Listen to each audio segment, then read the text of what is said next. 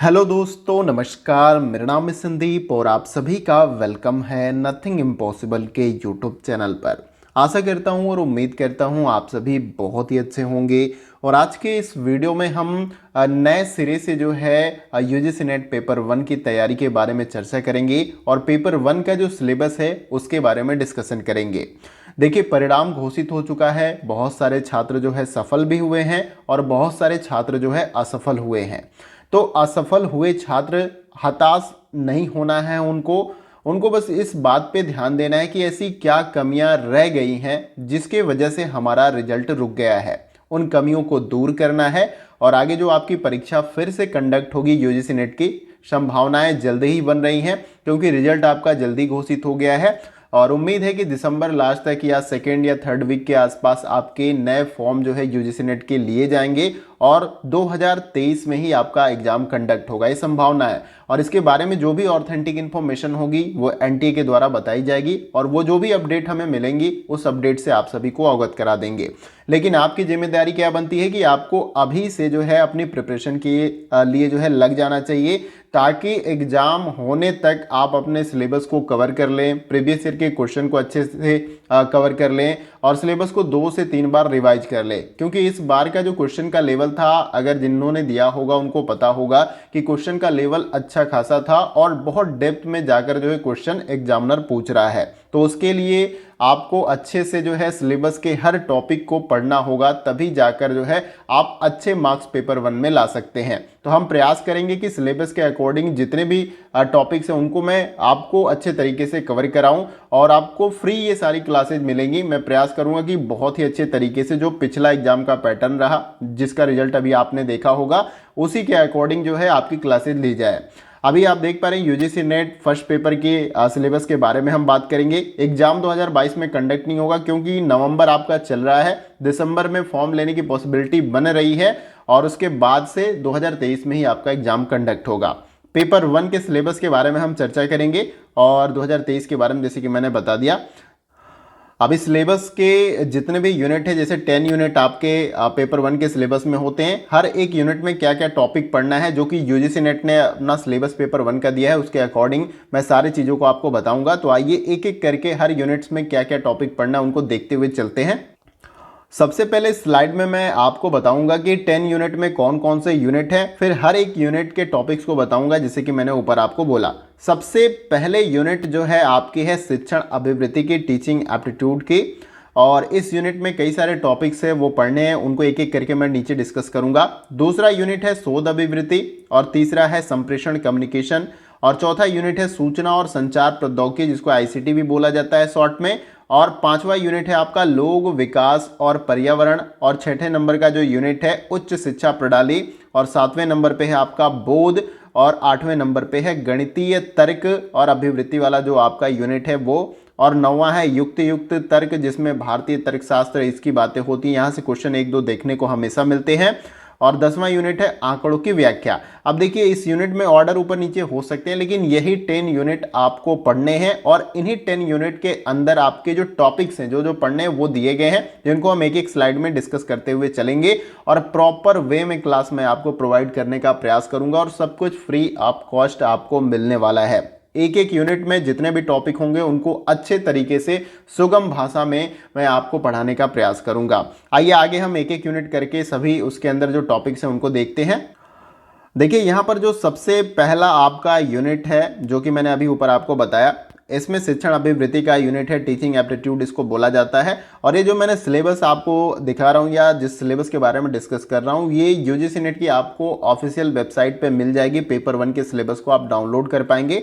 अभी मैं लास्ट में आपको दिखाऊंगा यूजीसी नेट की जो ऑफिशियल वेबसाइट है यूजीसी की, यूनिवर्सिटी ग्रांट कमीशन की, वहाँ से आप जो है इस सिलेबस को कैसे डाउनलोड कर पाएंगे। अब देखिए, शिक्षण अभिवृत्ति वाले यूनिट में सबसे पहला जो टॉपिक आपका है, शिक्षण की अवधारणाएं क्या हैं उन्हें हमें पढ़ना है। उद्देश्य के बारे में पढ़ना है, शिक्षण का जो स्तर होता है जिसमें मेमोरी लेवल होता है, अंडरस्टैंडिंग लेवल होता है, इस तरीके से जैसे देखिए आप स्मरण शक्ति है, समझ और विचारात्मक स्तर जो है। इसके बाद शिक्षण की विशेषताएं क्या होती हैं और मूल अपेक्षाएं क्या हैं वो हमें पढ़ना है। उसके बाद से शिक्षार्थी की विशेषताएं क्या होती हैं, किशोर और वयस्क शिक्षार्थी की अपेक्षाएं क्या है, शैक्षिक और सामाजिक दोनों तरीके से, ठीक है। उसके बाद से भावात्मक और संज्ञानात्मक स्तर पे और व्यक्तिगत जो भिन्नताएं हैं उन्हें भी हमें पढ़ना है। और नेक्स्ट जो हमारा इसमें टॉपिक होगा, शिक्षण प्रभावक तत्व कौन कौन से हैं, शिक्षक है, सहायक सामग्री है, संस्थागत सुविधाएं हैं, शैक्षणिक वातावरण है। इसके बाद से आगे जो हमारा है, उच्च अधिगम संस्थानों में शिक्षण की पद्धति कैसी है वो हमें पढ़ना है। अध्यापक केंद्रित बनाओ शिक्षार्थी केंद्रित जो आपकी शिक्षण पद्धति है उसे जानना है। फिर उसके बाद से ऑफलाइन बनाओ जो ऑनलाइन शिक्षण पद्धति चल रही है उसे हमें पढ़ना है, जिसमें स्वयं प्रभा, स्वयं है आपका, मूक इत्यादि इनके बारे में डिटेल में पढ़ना है। यहाँ से एक क्वेश्चन देखने को मिल जाता है। नेक्स्ट जो हमारा है, शिक्षण सहायक प्रणाली के अंतर्गत परंपरागत, आधुनिक और आईसीटी आधारित, यानी कि जो परंपरागत शिक्षण प्रणाली है उसे भी पढ़ना है, और जो इंफॉर्मेशन एंड कम्युनिकेशन टेक्नोलॉजी आज के आधुनिक समय की जो शिक्षण प्रणाली है उसे भी हमें अच्छे तरीके से समझना है। फिर नेक्स्ट जो इसमें है, मूल्यांकन की प्रणालियाँ, सारा कुछ आपने पढ़ाई कर लिया, मूल्यांकन उसका भी होता है, तो मूल्यांकन की जो प्रणालियाँ हैं वो हमें पढ़ना है। मूल्यांकन के तत्व, प्रकार, उच्च शिक्षा में विकल्प आधारित जो क्रेडिट प्रणाली है उसे हमें जानना है। मूल्यांकन ये जो आपका दिया गया है वो हो गया। फिर उसके बाद से कंप्यूटर आधारित परीक्षा जो है, कंप्यूटर आधारित परीक्षा आप सभी ने दिया होगा यूजीसी नेट का सीबीटी पे, कंप्यूटर बेस्ड टेस्ट जिसको बोलते हैं। और मूल्यांकन पद्धतियों में जो नए नए नवाचार लाए जा रहे हैं उनके बारे में हमें पढ़ने का प्रयास करना। तो ये आपका यूनिट 1 में शिक्षण अभिवृत्ति यानी टीचिंग एप्टीट्यूड का ये सारा सिलेबस है जो कि आईएनटी के द्वारा डिसाइड किया गया, और इसी सिलेबस को हमें पढ़ना है डेप्थ में, क्योंकि क्वेश्चन अब डेप्थ में पूछे जा रहे हैं। आइए अब हम नेक्स्ट यूनिट को देखते हैं। नेक्स्ट जो यूनिट हमारा है यूनिट नंबर 2, इसमें शोध अभिवृत्ति है जिसको इंग्लिश में रिसर्च एप्टीट्यूड भी बोलते हैं। देखिए मैं बता दूं कि संभवतः ये आपका ऑर्डर ठीक है, लेकिन अगर ऊपर नीचे भी ऑर्डर होगा यूनिट का तो कोई दिक्कत नहीं है, लेकिन ये सिलेबस आपका वही है जो कि एनटीए के द्वारा डिसाइड किया गया है, और मैं ऑफिशियल वेबसाइट पर भी आपको दिखाऊंगा। नेक्स्ट जो इसमें यूनिट हमारा है शोध अभिवृत्ति का, इसमें जो टॉपिक है शोध का अर्थ हमें जानना है। रिसर्च के बारे में मैंने पहले भी बहुत कुछ इसमें इसके बारे में बता रखा है। इसका प्रकार जो है, विशेषताओं के बारे में जानना है। प्रत्यक्ष एवं उत्तर प्रत्यक्षवाद जो है उसे हमें जानना है। शोध के जो उपागम हैं यानी रिसर्च करने का जो सोपान होते हैं, स्टेप होते हैं, उनके बारे में भी जानना है। शोध की जो पद्धतियां हैं जिसमें प्रयोगात्मक, विवरणात्मक हैं, और ऐतिहासिक, गुणात्मक और एवं मात्रात्मक जो पद्धति हैं उनके बारे में पढ़ना है। शोध के चरण कौन कौन से हैं वो जानना है। शोध प्रबंध एवं आलेख के फॉर्मेट जो हैं उन्हें भी हमें पढ़ना है, और उनकी शैली क्या होती है वो भी हमें जानना है। शोध में आईसीटी का अनुप्रयोग और शोध की नैतिकता, शोध में जो है आईसीटी का अनुप्रयोग किस प्रकार से हो रहा है वो भी हमें जानना है, और शोध में नैतिकता क्या है ये भी हमें समझने का प्रयास करना है। अब चलते हैं हम नेक्स्ट जो हमारा यूनिट है इसमें। नेक्स्ट यूनिट हमारा है यूनिट नंबर 3, संप्रेषण जिसको कम्युनिकेशन भी बोलते हैं, और इसमें संप्रेषण में जो है संप्रेषण का अर्थ हमें जानना है, उसका प्रकार और अभिलक्षण। इसके साथ ही साथ प्रभावी संप्रेषण के अंतर्गत वाचित एवं गैर वाचिक जो संप्रेषण है उसे हमें जानना है। अंतः सांस्कृतिक एवं सामूहिक संप्रेषण, कक्षा संप्रेषण, ये क्या होता है वो हमें जानना है। देखिए वैसे तो कम्युनिकेशन आप सभी भी करते होंगे ग्रुप में, दोस्तों के साथ, क्लास में, अलग अलग तरीके की कम्युनिकेशन या संप्रेषण होता है, लेकिन जो सिलेबस में दिया गया उसके अनुसार हमें उसे डेप्थ में जानने का जो है प्रयास करना है। फिर प्रभावी संप्रेषण में क्या क्या बाधाएं उत्पन्न होती हैं वो हमें जानना है। जन मीडिया एवं समाज क्या है उसके बारे में पढ़ना है। अब आइए अगले यूनिट को हम देखते हैं। अगला यूनिट हमारा यूनिट नंबर 4। देखिए ये आपका है सूचना एवं संचार प्रौद्योगिकी वाला यूनिट जिसको इंग्लिश में इंफॉर्मेशन एंड कम्युनिकेशन टेक्नोलॉजी भी बोलते हैं, शॉर्ट में आईसीटी भी इसको कहा जाता है। देखिए इसमें जो है आईसीटी यानी इंफॉर्मेशन एंड कम्युनिकेशन टेक्नोलॉजी में जो है सामान्य संक्षिप्तियां और इसकी शब्दावली के बारे में जानना है। कुछ शॉर्ट फॉर्म भी पूछे जाते हैं, टर्म्स भी जो होते हैं उनके फुल फॉर्म पूछ लिए जाते हैं आपसे। फिर इसमें इंटरनेट या इंट्रानेट, ईमेल, श्रव्य दृश्य कॉन्फ्रेंसिंग की मूलभूत बातें वो हमें पढ़ना, ईमेल से भी क्वेश्चन पूछे जाते हैं।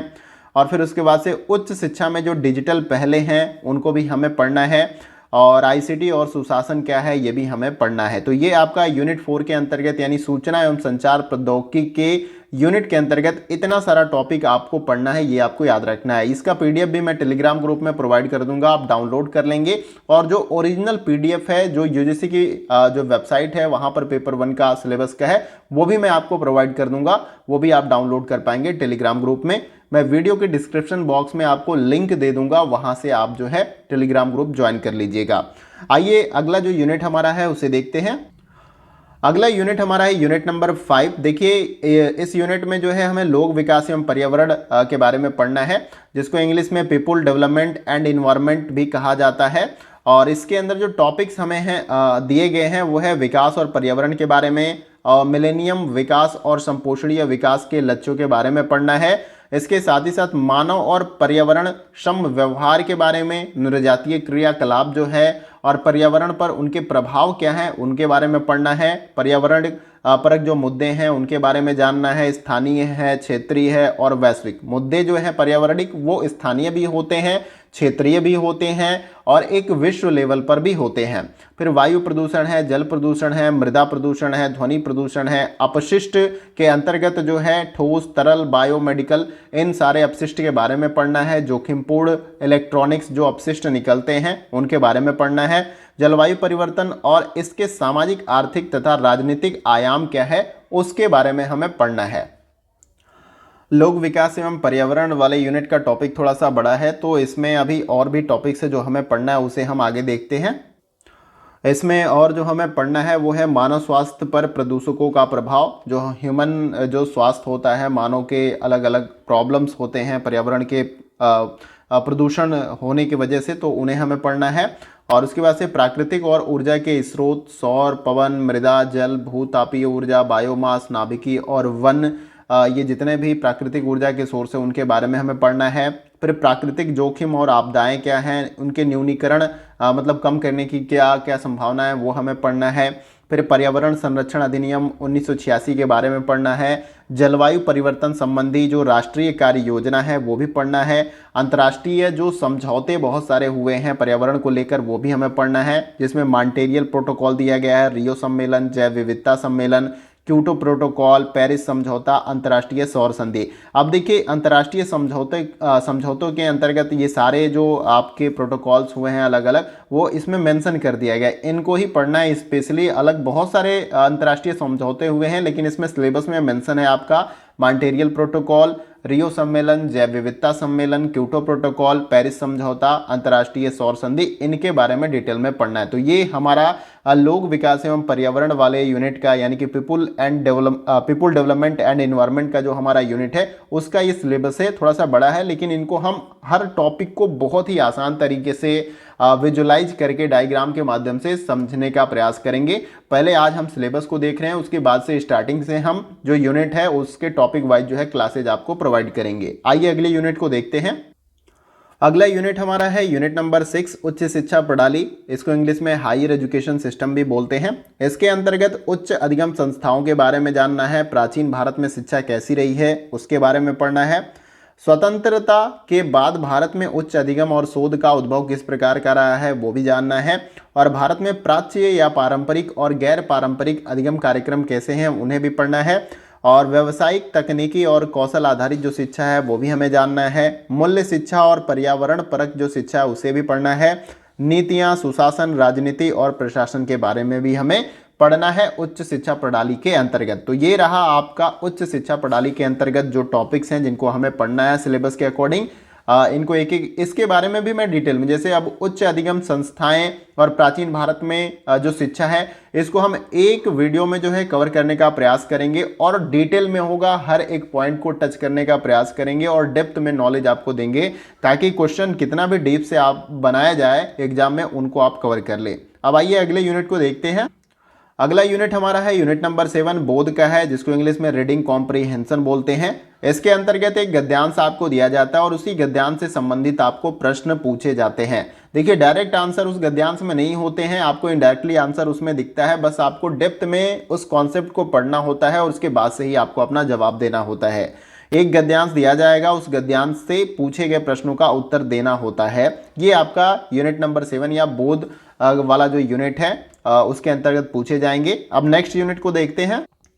अगला यूनिट हमारा है यूनिट नंबर 8। ये है आपका गणितीय तर्क और अभिवृत्ति वाला, जिसको इंग्लिश में रीजनिंग एंड मैथमेटिकल एप्टीट्यूड भी बोला जाता है। इसमें तर्क के प्रकार के बारे में पढ़ना है, संख्या श्रेणी जो नंबर श्रेणी होता है, अक्षर श्रृंखला, कूट और संबंध, ये रीजनिंग के कुछ चैप्टर हैं।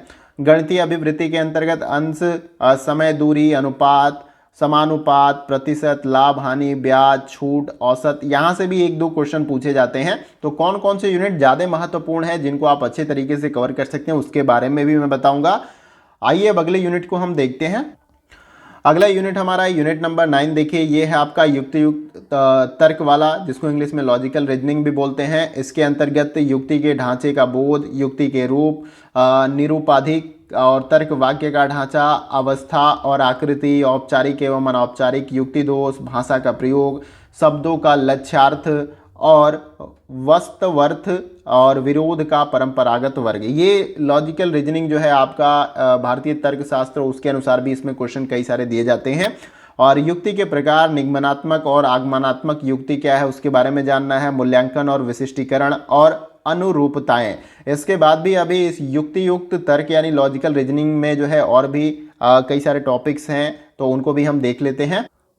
देखिए इसी यूनिट के अंतर्गत हमें वेन आरेख, तर्क की वैधता सुनिश्चित करने के लिए वेन आरेख का सरल और बहुप्रयोग को पढ़ना है। भारतीय तर्कशास्त्र ज्ञान के साधन, देखिए अभी मैंने ऊपर आपको बताया था, तो ये भी पढ़ना है। प्रमाण, प्रत्यक्ष, अनुमान, उपमान, शब्द, अर्थपति, यहाँ पे अर्थपति दिया गया है आपका, और अनुपलब्धि, ये सारे टॉपिक्स हमें पढ़ना है लॉजिकल रीजनिंग के अंतर्गत। और अनुमान की संरचना, प्रकार और व्याप्ति, हेत्वाभास। थोड़ा सा ये कॉम्प्लिकेटेड यूनिट है, लेकिन इसको हम अच्छे तरीके से कवर करने का प्रयास करेंगे। आइए अब अगली यूनिट को देखते हैं।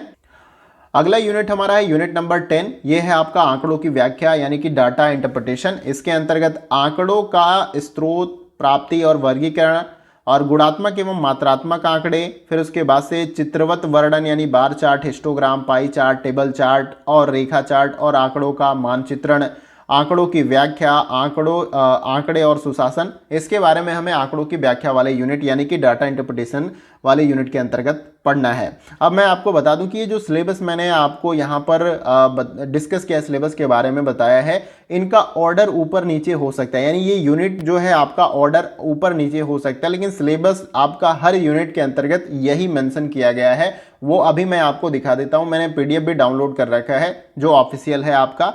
बाकी आपको इसी सिलेबस के अकॉर्डिंग जो है अपनी प्रिपरेशन को करना है, डेप्थ में पढ़ना है, क्योंकि अब क्वेश्चन आपको बहुत सहज तरीके से नहीं पूछे जा रहे हैं। आपको अच्छे से डेप्थ में पढ़ाई करेंगे तभी जाकर आप 100 में अच्छा स्कोर जो है यहाँ पर कर पाएंगे। ठीक है, तो आपको किसी भी कारणवश से आपका रिजल्ट इस बार रुक गया हो उसका अफसोस नहीं करना है। अफसोस इस बात का करना है आपको कहाँ पर कौन से जो है यूनिट में कमी रह गई है, कैसे क्वेश्चन को आप अटेम्प्ट नहीं कर पाएंगे, और इसे प्रश्नों को जो है अच्छे तरीके से बनाने का आपको प्रयास करना है।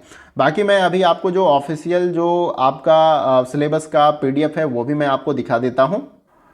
देखिए यहाँ पर मैंने ये पीडीएफ डाउनलोड कर रखा है। विश्वविद्यालय अनुदान आयोग के द्वारा जो ये सिलेबस तैयार किया गया है। विषय सामान्य प्रश्न पत्र, शिक्षण और शोध अभिवृत्ति है। और इसके बाद जैसे ही नीचे आप स्क्रॉल डाउन करेंगे आपको सारा सिलेबस जो है यहाँ पर दिखता हुआ जाएगा। मैं दिखा देता हूँ जो मैंने अभी बताया। ऊपर नीचे जो ये इकाई या यूनिट दिया गया उसमें अंतर, आप ऊपर नीचे ऑर्डर दिखने में अंतर होगा, लेकिन सिलेबस आपका सेम है। शिक्षण अभिवृत्ति में ये सारी चीज़ें मैंने आपको बताई है। फिर उसके बाद से मैं नेक्स्ट करता हूं, तो नेक्स्ट जो आपका यूनिट इसमें है, देखिए ऑर्डर ऊपर नीचे है। शोध अभिवृत्ति तो ठीक है आपका। शोध अभिवृत्ति के अंतर्गत ये सारी चीज़ें मैंने टॉपिक आपको बताया, ये सारा पढ़ना है। फिर बोध में मैंने सेम यही चीज़ें आपको बताई है। ऑर्डर ऊपर नीचे आप देख पा रहे होंगे। फिर उसके बाद से संप्रेषण इसमें दिया गया है। संप्रेषण में ये सारे टॉपिक्स मैंने आपको बताए हैं। फिर इकाई 5 में गणितीय तर्क और अभिवृत्ति, ये मैंने बाद में शायद कर दिया था, इसका ऑर्डर चेंज था उसमें। बाकी आपका टॉपिक सेम है, टॉपिक में कोई अंतर नहीं है यहाँ पे। बाकी नीचे और मैं नेक्स्ट करूँगा तो यहाँ पर और भी यूनिट्स के आपको डिटेल्स दिखेंगे, जैसे युक्तियुक्त तर्क है आपका, आंकड़ों की व्याख्या है, सूचना और संचार प्रौद्योगिकी है। बाकी नेक्स्ट आपका यहाँ पर दिख जाएगा यूनिट नंबर 9 में, यहाँ पर लोक विकास पर्यावरण है। ये थोड़ा सा मैंने पहले ऑर्डर में जैसे टाइप किया था उसके अकॉर्डिंग हो गया। बाकी सारी चीज़ें सेम है, आप देख पा रहे होंगे। पर्यावरण संरक्षण अधिनियम 1986, जलवायु परिवर्तन संबंधी राष्ट्रीय कार्य योजना, अंतर्राष्ट्रीय समझौते के अंतर्गत सारी चीज़ें मैंने अभी आपको सिलेबस में बताया और डिस्कस किया। और इकाई 10 में यानी कि यूनिट नंबर 10 में यहाँ पर आपका उच्च शिक्षा प्रणाली वाला यूनिट मेंशन किया गया। बाकी टॉपिक आपके सेम है। उम्मीद है कि सिलेबस आपको अच्छे तरीके से समझ में आ गया होगा। देखिए, सिलेबस को फॉलो करना बहुत ज़रूरी है क्योंकि कंटेंट बहुत सारा है। अगर सिलेबस के बारे में आपको नहीं पता है तो आप अच्छे तरीके से जो है प्लानिंग करके तैयारी नहीं कर सकते हैं।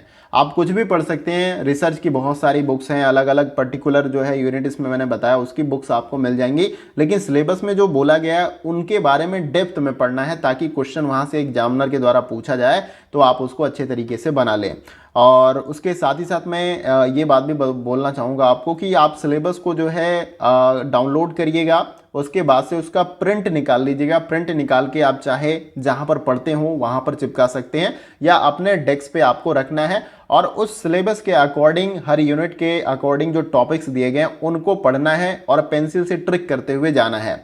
और अंत में जब 10वें यूनिट पे आप पहुंचे या 10 यूनिट पे तो आपका दिखेगा कि आपने सारे टॉपिक्स को अच्छे से पढ़ लिया है। फिर उसके बाद से फिर से रिवाइज करिए। 3 टाइम अगर आप अच्छे से रिवाइज करते हैं तो सारा सिलेबस आपका अच्छे से कवर हो जाएगा और क्वेश्चन बहुत आसानी से बनेंगे। दूसरा काम यह है कि प्रीवियस ईयर के जो क्वेश्चन आपके हैं, हाल में हुए हैं, उनको भी आपको अच्छे तरीके से सॉल्व करना है। और प्रीवियस ईयर के क्वेश्चन भी मैं सॉल्व कराऊंगा, बहुत पहले के भी मैंने सॉल्व कराए हैं, लेकिन मैं इस बार प्रयास करूंगा कि 2021 और 22 के जो क्वेश्चन हैं उनको ही मैं सॉल्व कराऊं अलग अलग शिफ्ट में, वो भी डिटेल में।